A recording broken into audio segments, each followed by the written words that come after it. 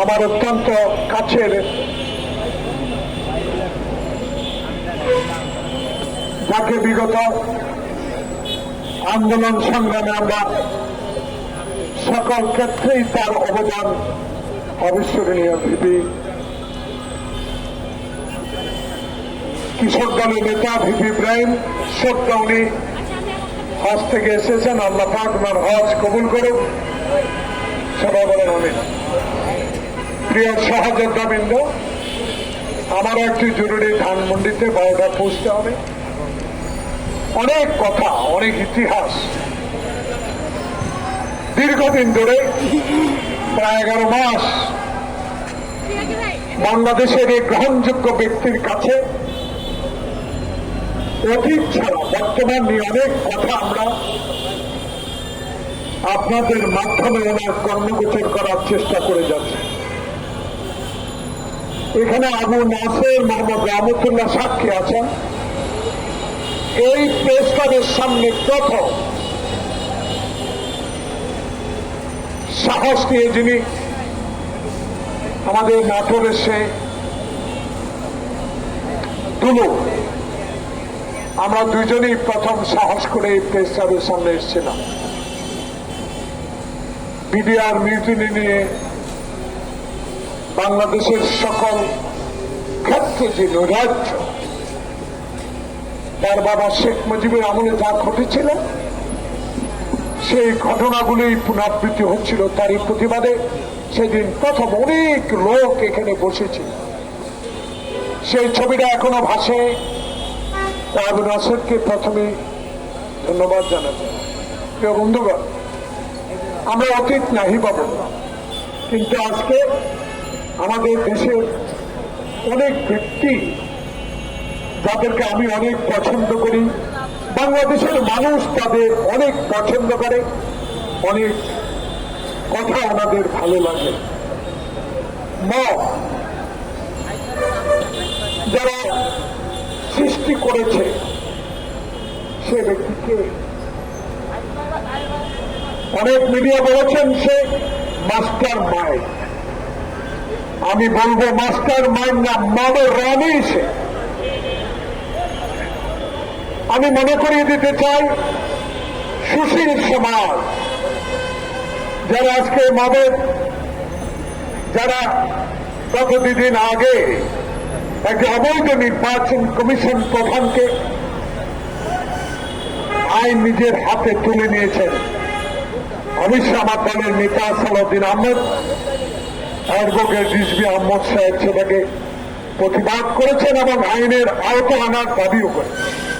আমি আজকে সুশীল সেনার কাছে প্রশ্ন থাকতে চাই, আমরা অবশ্যই মদের বিরুদ্ধে আইন নিজের হাতে তুলে নেওয়ার কোন ক্ষমতা বিএনপির কোন নেতা কর্মীর উপর দেওয়া হয়নি, কিন্তু কথা আছে যারা মত সৃষ্টি করেছে, যারা আমার নেতৃত্ব খালেদা জিয়াকে ইশরাকের নির্বাচনী প্রচারণার সময় কারণ বাজারে মেরে ফেলার জন্য ষড়যন্ত্র করছিল, তারা কারা? এই সকল মিডিয়া ব্যক্তিত্বরা সেদিন ফটো সহ ওই সকল লোকের ছবি বাংলাদেশের মানুষের কাছে পৌঁছে দিয়েছিল। সেই মব রানী, মাস্টার মাইন্ডের রানী শেখ হাসিনা সেদিন কর্ণপাত করেন। আমি তাই সালাউদ্দিন রিজভীকে ধন্যবাদ জানাচ্ছি, আমার নেতা তারেক রহমানকে ধন্যবাদ জানাচ্ছি।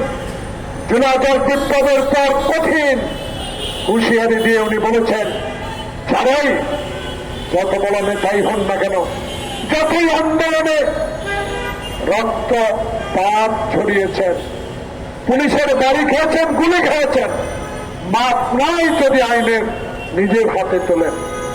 তাই আজকে আমি ওই সুশীল সমাজকে বলতে চাই, সেদিন আপনাকে খুঁচিয়ে খুঁচিয়ে যখন হত্যা করা হলো, তখন বিশ্বজিৎকে কুপিয়ে কুপিয়ে হত্যা করা হলো। যদি ইসলামকে বরিশাল যেতে ঘিরে ফেলার ষড়যন্ত্র করেছিল, আমরা যারা আপনাদের এই টেলিভিশনে টক শো করতে যেতাম, নিজের গাড়ি দিয়ে ভাড়া ব্যবহার করতে পারতাম না। আপনারা গাড়ি পাঠাতেন চুপে চুপে কোন রকমের মাথা নিচু করে আমরা যখন এই টকশোতে যেতাম, বের হওয়ার পরে এই রানী এই মাস্টার মাইন্ডের তৈরি নির্দেশে আমাদেরকে কত না অপমান করেছে।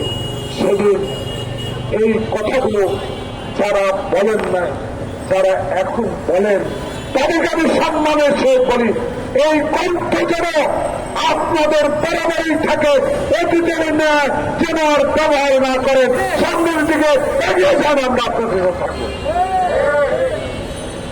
তাই আমি আজকে এই সরকারকে বলতে চাই, এই ইন্টেরিয়াম গভর্নমেন্টকে বলতে চাই, তারেক রহমানের সাথে আপনার বৈঠক বাংলাদেশের মানুষ আশার পথ দেখিয়েছেন, বাংলাদেশের মানুষকে আমরা আশ্বস্ত করেছেন এই দেশে নির্বাচন হবে, ইনশাআল্লাহ নির্বাচন ফেব্রুয়ারি রোজার আগেই শেষ হবে। আজকে আপনার কাছে অনুরোধ রইল, কারো কথা না, আজকে সামান্য একটা ঘটনার জন্য যদি সত্যি সে স্বেচ্ছাসেবক দল করে থাকে, তাকে আইনের আওতায় আনা হয়েছে আমাদের দলের নেতাদের দাবি। কিন্তু বাংলাদেশে এখনো কেন 4 দিন হল উপদেষ্টা মহোদয় জাহাঙ্গীর সাহেব, আপনাকে আমি অন্তত ভালো করে চিনি, আপনার সাথে যুদ্ধ করার সৌভাগ্য আমার হয়েছে। সেই যুদ্ধের কথা আপনি মনে করেন আজকে মামলা হয়ে গেল, আজকে আপনার সাথে আমি মামলা করলাম হারুনের বিপ্লবের বিরুদ্ধে। কেন, কি কারণে, কোথায় বিপ্লব? রাষ্ট্রমন্ত্রী উপদেষ্টা মহোদয়, আপনার সচিব, আপনার উপসচিব, আপনার এডিশনাল সচিব, আপনার বিএনপির কমিশনার, আপনার আইজি, আপনার এতগুলো ডিসি থাকা মাত্রতে তারা কি জানে না? কেন তাদেরকে আইনের আওতা আনা হয় না? কেন হাবিবুল্লাহ ওয়াল নাকি নাম কোথায়?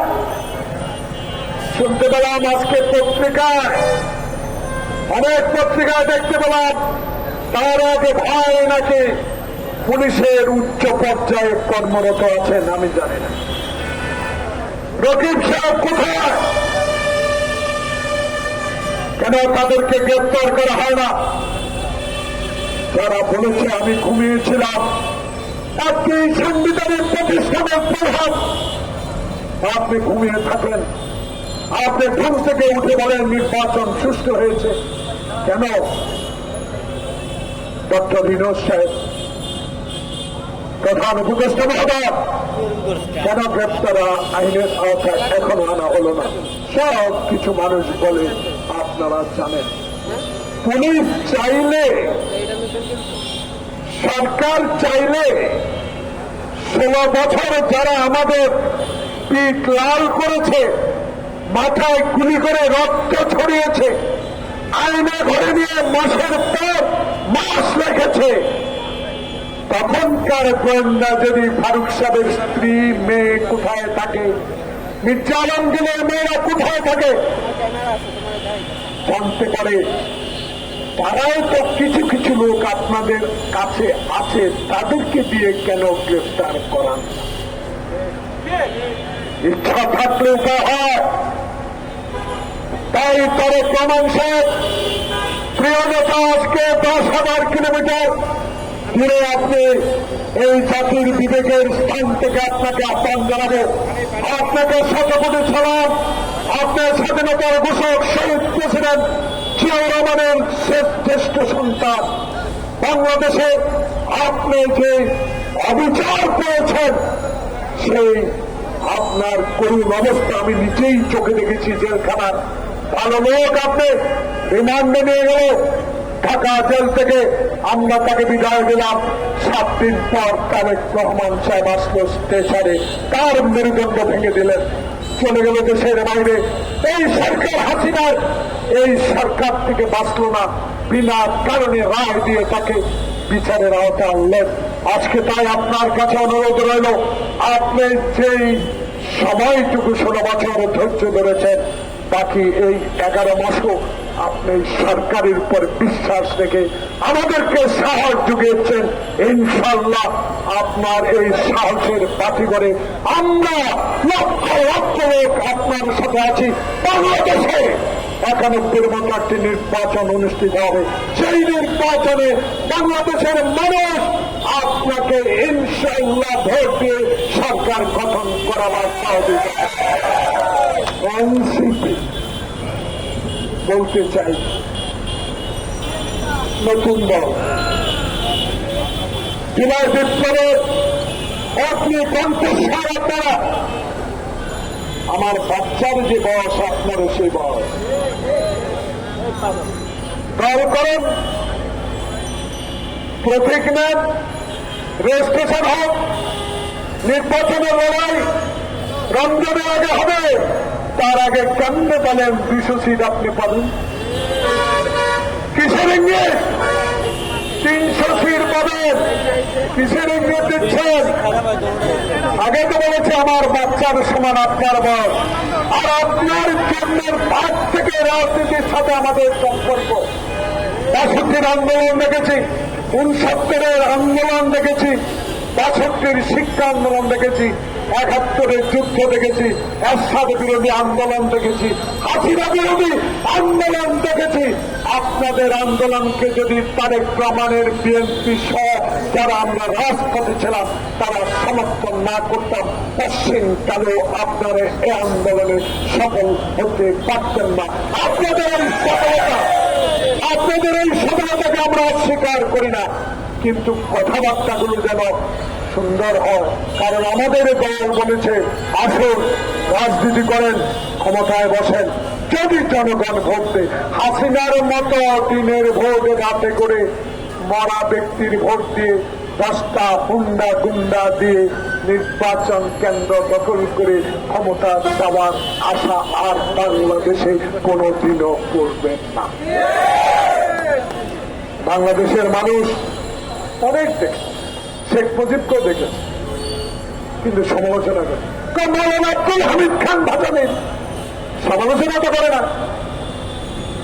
সমালোচনার ব্যক্তি বিধায় আপনি সমালোচিত হন। তাই ডক্টর মোহাম্মদ ইউনূস বিশ্বের দরবারে একজন গ্রহণযোগ্য ব্যক্তি, আপনার সমালোচনা আমরা কিন্তু সইতে পারবো না। কারণ পৃথিবীর ইতিহাসে আপনি এমন একটি উপহার আমাদের জন্য নিয়ে আসছেন যে উপহার দিয়ে আমরা গর্বিত। তাই আপনিও অনুগ্রহ করে ফেব্রুয়ারি মাসে একটি নির্বাচন উপহার দেন, যে নির্বাচনে আপনার নাম সম্মানকারী লেখা থাকবে। নাগরিক ফোরাম জিন্দাবাদ।